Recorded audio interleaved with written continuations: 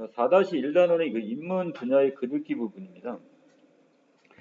자, 뒤에 넘기시면 인문 분야의 글은 인간 존재를 탐구하는 글. 자, 그래서 우리가 보통 철학이나 역사, 신학, 그 다음에 어떤 종교 같은 거 얘기하는 거죠. 신학 또는 심리학 등에 관한 글이 대표적입니다. 그래서 이 인문학의 글은 자, 인간의 어떤 사상이나 문화를 대상으로 그 정신적 가치나 의미를 밝히고 사유하도록 한다는 점이 큰 특징이 되겠고요. 자, 두 번째, 이 다양하고 풍부한 의미를 더하는 것을 지향한다는 것. 자, 그리고 또 한 가지 특정한 답이 딱 정해져 있지 않단 말이야. 자, 그리고 더 나가서 그래서 이 인문 분야의 글을 잘 읽기 위해선 글에 담긴 글쓴이의 주관과 이 통찰력이 타당한지 판단을 해야 되겠고요. 또 다른 관점의 글이나 자신의 경험과 비교해 읽는 것이 좋겠습니다. 자, 특정한 답이 없어요. 절대적인 어떤 해답이 없기 때문에 이 사람은 이렇게 그 인간의 문제에 대해서 이렇게 생각할 수 있지만 나는 또 다를 수가 있는 거죠. 자, 아래로 내려갑니다. 나는 누구인가인데, 자, 글의 종류가 지금 논설문이라고 있어요. 자, 어떤 철학적인 작품인데, 글인데, 지금 논설문, 주장하는 글이 되겠습니다. 자, 주제는 너와의 관계 속에서 확인할 수 있는 나의 존재. 나 혼자만 존재할 수는 없다는 얘기네요. 너라는 존재가 있어야지만이 바로 상대적 입장에서 내가 있는 거야, 지금. 자, 밑에 특징, 여러 철학자들의 사상을, 자, 이거 시간적 순서대로 쭉 정리를 해놨고요. 자, 둘 이상의 개념을 비교함으로써 글의 주제를 선명하게 드러냈다는 거.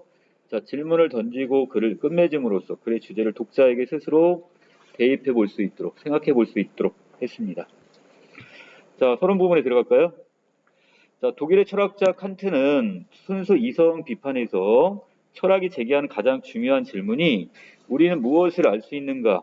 그리고 우리는 무엇을 해야 하지? 또 그리고 우리가 무엇을 바랄 수 있을까? 이 세 가지라고 했습니다.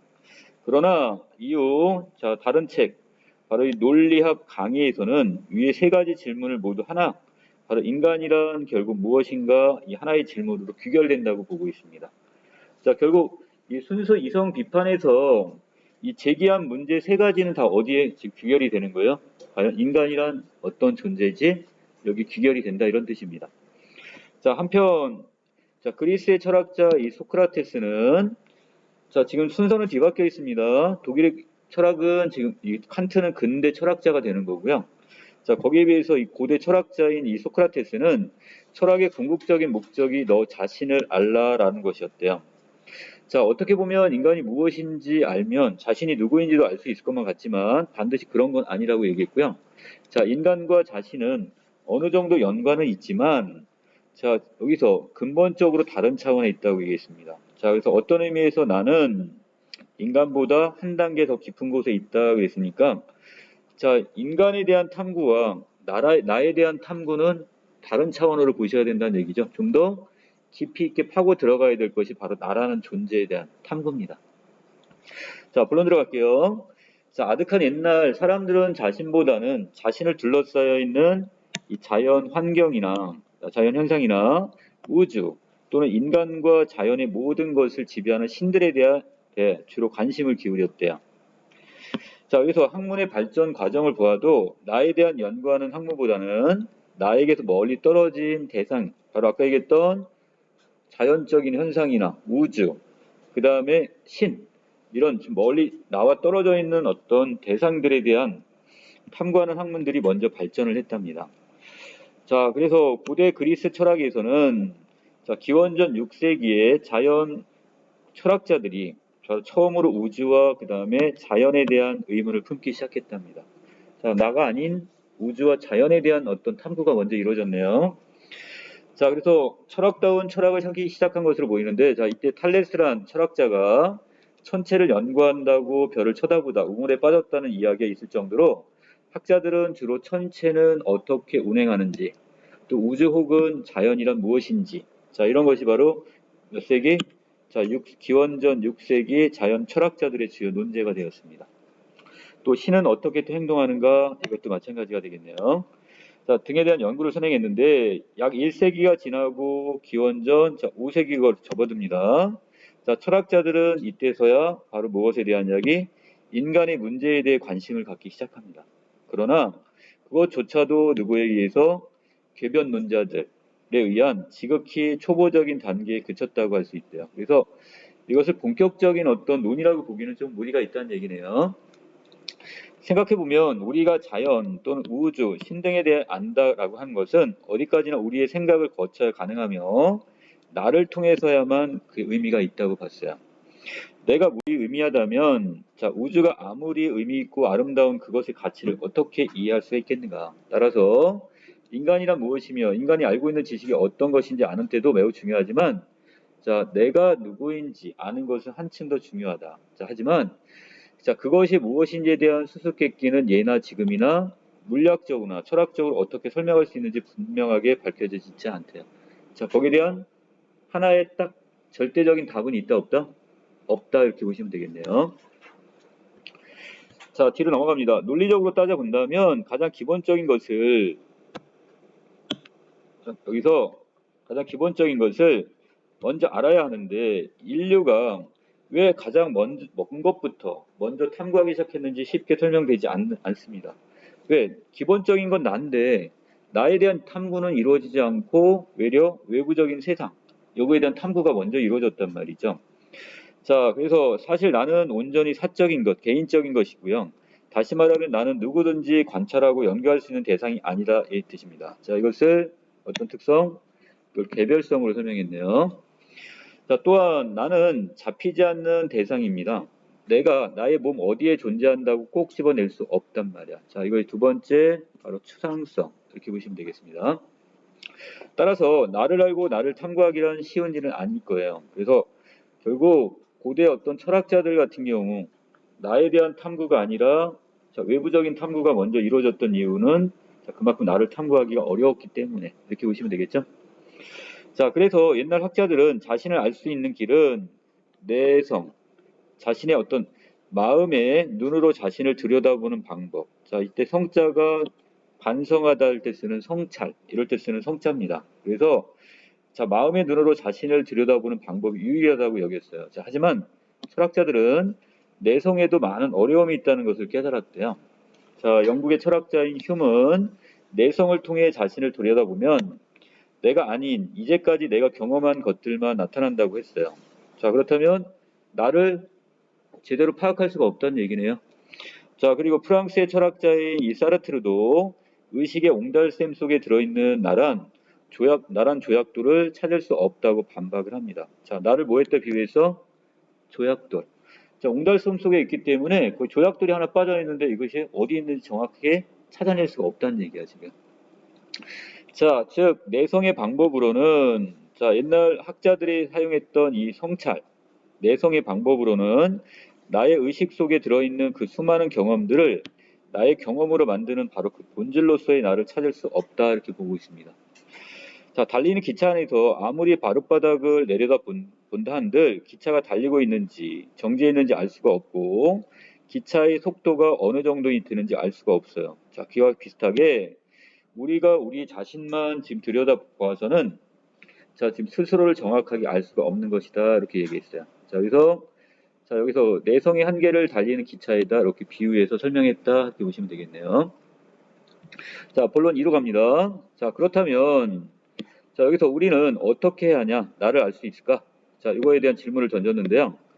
자, 이때 인류가 자연, 우주, 신보다 늦게 자신을 살피기 시작한 것이나 자, 소크라테스가 너 자신을 알라라고 하는 것이 철학의 시작이 아니라 바로 뭐라는 거? 철학의 궁극적인 목적이라 한 것도 다른 모든 것을 어느 정도 알아야 자, 자신을 알 수 있기 때문이다.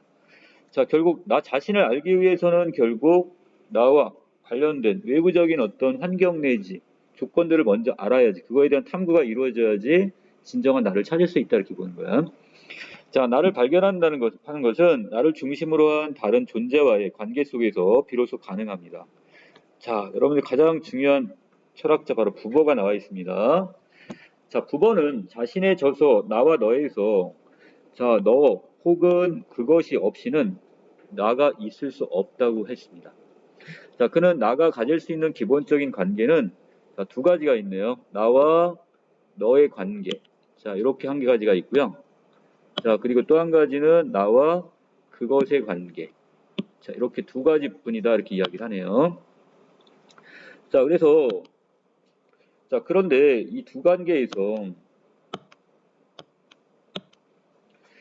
자, 유의할 것은 너와 나의 관계를 맺는 나와 그것과 관계를 맺는 나가 같지가 않다는 것.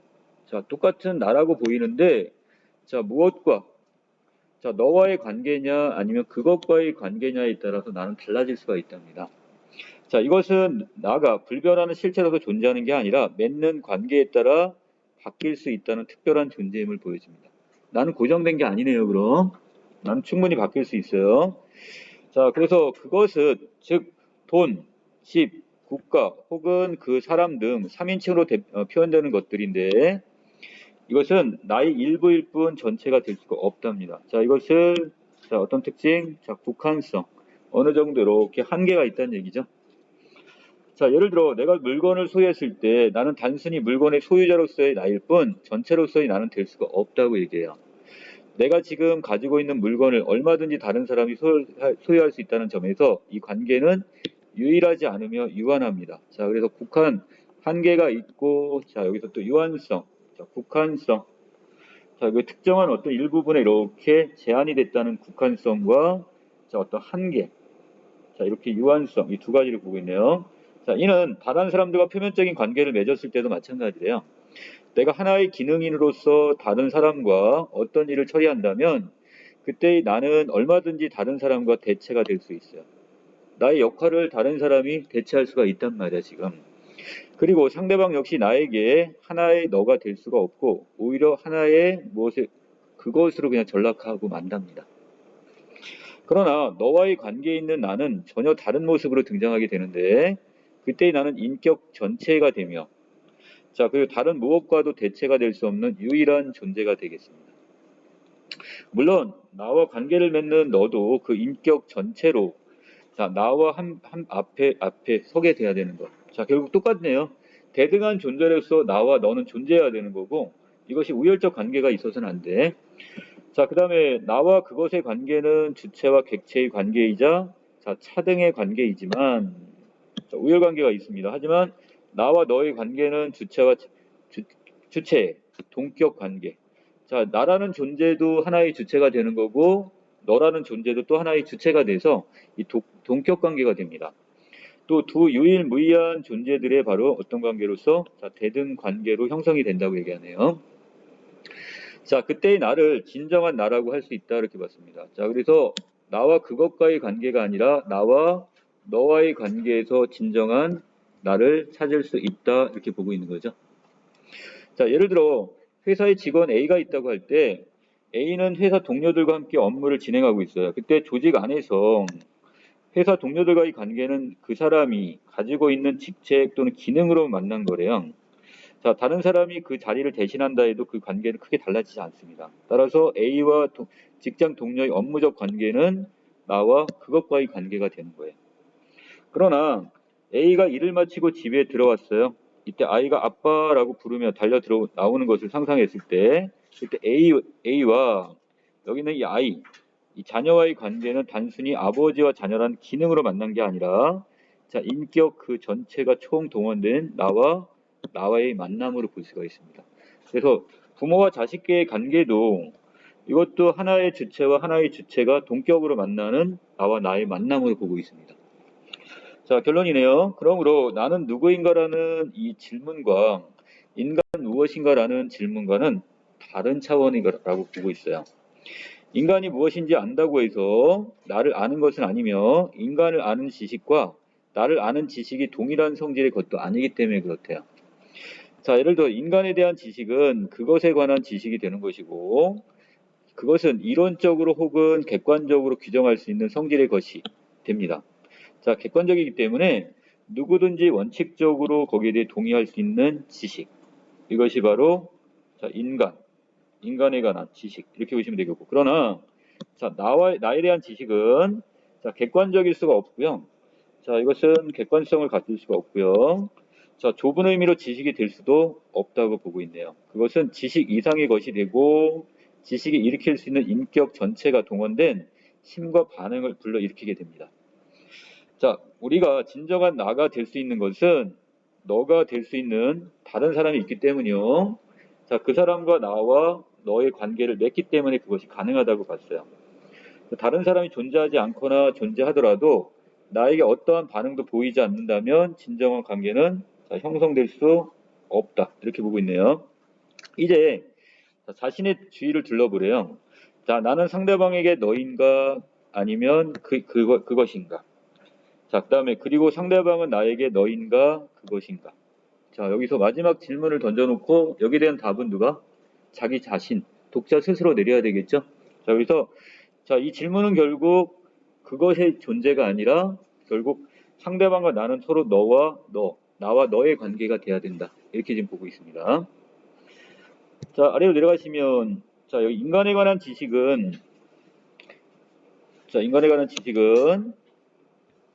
결국 이론적으로 혹은 객관적으로 규정할 수 있는 성질의 것이라고 했고요. 자, 이건 누구든지 원칙적으로 동의할 수 있는 지식이자 그것에 관한 지식이라고 했어요. 자, 거기에서 나에 대한 지식은 지식 이상의 것으로 인격 전체가 동원된 힘과 반응을 불러일으키는 지식이고 온전히 사적인 것으로 누구든지 관찰하고 연구할 수 있는 지식이 아니라 자, 이것이 아니라 자, 객관적일 수 없는 그러한 지식 이렇게 좀 이야기하고 있습니다. 자, 그 다음에 다음 장 넘겨서 학습활동 볼까요? 자, 이 글에 드러나 있는 글쓴이 인문학적 세계관을 이렇게 정리해놨는데 각각 이 철학자별로 정리를 해놨습니다. 요 빈칸은 비워놓고 여러분 메꿀 수가 있어야 돼. 자, 기원전 6세기 철학자들은 우주와 자연에 대한 의문을 품기 시작했고요. 자, 그리고 5세기에 들어와서 이제 인간의 문제에 대해서 소피스트 같은 이런 철학자들에 의해서 처음 이제 시도가 됐고, 자, 소크라테스는 너 자신을 알라라는 이것이 바로 철학의 시작이 아닌 바로 철학의 궁극적인 목적. 자, 이것을 말한다고 얘기했습니다. 자, 결국 밑에 자, 칸트는 철학이 제기하는 가장 중요한 질문으로 인간이란 무엇인가라는 것을 꼽았어요. 자, 그리고 흉과 사르트르는 결국 내성의 방법으로 본질 나를 찾을 수 없다고 지금 보고 있네요. 자, 그 다음에 뒤에 9번은 나를 중심으로 한 다른 존재와의 너와의 관계 속에서 진정한 나를 발견할 수 있다고 이야기하고 있습니다. 자, 그래서 알 수 있는 인간과 지식, 나에 대한 지식의 특성이었는데 아까 정리했던 부분이네요. 자, 인간에 대한 지식은 이론적으로 혹은 객관적으로 규정할 수 있고 누구든지 원칙적으로 동의하네요. 하지만 나에 대한 지식은 지식 이상의 것이기 때문에 자, 여기에서 온전히 사적인 것이고 누구든 관찰하고 연구할 수 있는 지식이 아닐 뿐더러 객관적일 수도 없다고 얘기했습니다. 자, 3번 글쓴이가 나에 대해 알아야 한다고 말하는 이유는 자, 결국 무엇인가에 대해 안다는 것은 바로 나의 생각을 거치는 거죠. 그러므로 나를 알아야 세상이 의미 있고 가치가 있는 것이기 때문에 이렇게 정리하시면 되네요. 자, 2번 내려가면 나와 그것의 관계 그리고 나와 너와의 관계인데요. 자, 여기에서 나와 그것의 관계는 자, 이것은 지금 돈이나 집, 국가와 같이 3인칭으로 이렇게 표현될 수 있는 것, 그리고 나의 일부가 맺는 관계, 국한성이라고 했어요. 그리고 주체와 객체의 관계이며 차등한 관계가 되는 것이고, 그 다음에 이것은 다른 대상으로 대체가 가능하다고 그랬죠. 자, 하지만 나와 너의 관계는 자, 유일무이한 존재고, 바로 대등하게 맺는 관계로서 대체가 불가능하고, 인격 전체가 처음 동원되는 나와의 만남이다 이렇게 얘기했습니다. 자, 뒷장에 넘기시면 자, 여기서 이제 프리다 칼로라는 자, 여류 화가에 대한 이야기입니다. 자, 이 사람의 어떤 인생과 그 다음에 자화상 이거에 대한 이야기고 자, 이분의 작품에는 이 자화상이 상당히 많이 그려져 있는데 왜 본인의 이런 자화상을 많이 그렸을까? 자, 여기에 대한 분석 자, 이것을 알기 쉬운 문체를 사용해서 독자의 이해를 돕고 있다 이렇게 보시면 되겠습니다. 자, 멕시코 출신의 화가 프리다 칼로는 자, 우리가 지금 살펴볼 작가는 바로 이 프리다 칼로라는 이 화가인데요. 자, 여기서 예술적 주제가 오로지 자기 자신이었다고 해도 과언이 아닐 정도로 자, 수없이 많은 자화상을 남겼답니다. 칼로는 평생 자신을 그리는데 모든 열과 성을 바쳤고 스스로를 모델로 삼아 끊임없이 관찰하고 표현을 합니다. 자, 자신이 자신에게 영감을 받는 예술이자 모델의 삶을 살았던 것이고 칼로는 자신의 내면으로 깊이 침잠했던 자, 이유를 이렇게 설명합니다. 나는 나 자신을 그린다. 왜냐하면 나는 너무도 자주 외롭고 또 무엇보다 내가 가장 잘 아는 주제가 나이기 때문이다. 이렇게 얘기합니다. 자, 그 아랫부분에 보시면 자, 이번에 또 개인적인 어떤 사연이 드러나는데 자, 어떤 내용이냐? 이 프리다 칼로는 진정 외로운 예술가였대요. 칼로가 자신을 남과 다른 사람을 의식하기 시작한 것은 6살 때입니다. 자, 소아마비에 걸려서 오른쪽 다리를 절게 되면서 다른 아이들에게 나무다리 프리다라는 놀림을 받으며 자란 그녀는 일찍부터 자신의 소외된 상, 어떤 형상에 눈을 뜨게 되고요.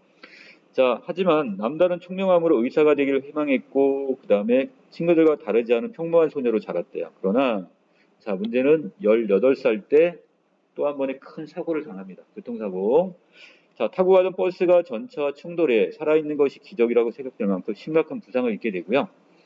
죽을 때까지 그녀를 괴롭힌 육체적 고통은 그녀의 마음까지 심하게 부식시킵니다. 그래서 그 고통을 극복하는 방안으로 칼로는 자신의 모습을 남다른 실전을 표현하고자 했어요. 자, 이게 바로 이 자화상을 그리게 된 이유가 되겠네요. 자, 물론 이런 신체적인 한계만을 표현하고자 칼로가 자화상에 모든 에너지를 쏟은 건 아니고 그녀는 강하고 열정적인 인간이었으며 사랑에 자신의 모든 것을 바쳤어요. 자, 그 사람은 멕시코가 낳은 미술의 거장인 이 디에고 리베라와 결혼을 하게 되는데 그녀는 자기 자신보다 남편을 더 사랑했지만 자, 디에고는 칼로와의 결혼에 만족하지 못하고 많은 여자를 다시 만났나 봐요. 자, 그리고 칼로는 디에고에 대한 분노보다 그를 변함없이 사랑하는 자신의 모습에 스스로를 무너져 내리곤 했는데 자, 이 모습에 결국 그녀는 타인의 관계에서 오는 충족되지 못한 결핍을 채우고자 또한 자신의 존재 가치를 재확인하고자 부단히 자신의 모습을 그립니다. 자, 두 가지 이유가 있었네요. 첫 번째는 자, 그동안 자신의 육체적, 정신적 고통을 극복하는 방법으로서 바로 자기 자신을 그린 것. 자, 이게 첫 번째가 되겠고요. 이렇게 다시 체크해 봅시다. 자, 이것이 첫 번째 자신이 바로 자신의 어떤 무엇을 자, 자화상을 그리게 된. 자, 두 번째는 자, 자기가 사랑했던 남자가 어떤 결국 자신을 떠나게 되는데 자, 그 상황 속에서도 우리가 어떻게 해요? 자, 결국 자신의 어떤 나름대로 충족되지 못한 이런 나름대로의 어떤 타인과의 관계에서 오는 충족되지 못한 결핍을 채우는 것. 자, 더 나아가서 자신의 존재 가치를 재확인하고자 자, 해서 자신의 자화상을 자꾸 그리게 됩니다. 자, 그 다음에 칼로의 이런 자화상은 자, 치열한 어떤 에너지와 그 다음에 뜨거운 어떤 사랑 그리고 강렬한 어떤 아픔으로 이 한 시대를 산 한 여인의 숭고하고도 감동적인 기록으로 남아 있는데 자화상을 통해 자신의 정체성을 날카롭게 파헤쳤던 칼로 그녀의 그림은 여전히 우리에게 깊은 어떤 감동을 주고 있다 이렇게 정리해 놓으시면 되겠습니다. 자, 마지막 뒷부분에서 자, 프리다 칼로하고 글쓴이가 서로 대화를 나눈다고 가정을 한다면 자, 이 상황에서 자, 저는 육체적 고통에 벗어나기 위해 남편과의 관계에 대한 느끼는 정서적 결핍을 해소하기 위해 자, 이 두 가지였죠. 자, 그렇기 때문에 저의 모습을 수없이 그렸어요. 이거고. 자, 작가는 힘든 환경 속에서도 포기하지 않는 당신이 대단합니다. 그런데 당신 자신에게만 몰두하거나 남편의 갈등 관계를 지속하는 것을 벗어나서 진정한 나와 너의 관계에 맺을 수 있는 대상. 그러니까 나 자체에만 너무 침잠하지 말고 어떤 나와 주체 같은 1대1의 어떤 대등한 관계의 어떤 다른 사람을 만나서 그랬으면 좋았지 않았겠냐 이렇게 얘기했고요. 자, 그러하기에 저는 너무 오랜 시간 병상에 누워 있었고 저에게 제 자신은 나이자 결국 뭐가 되는 거야? 프리다 칼로에겐 너가 되는 거니까 바로 또 하나의 어떤 주체가 또 되는 거죠. 자, 그랬군요. 당신은 죽기 전에 마지막 일기에 이 외출이 행복하기를 그리고 다시 돌아오지 않기라고 썼다지요. 당신이 그곳에서 행복하길 바랍니다. 자, 이렇게 해서 자, 담화를 마쳤네요. 자, 여기까지 내용 정리 마치겠습니다.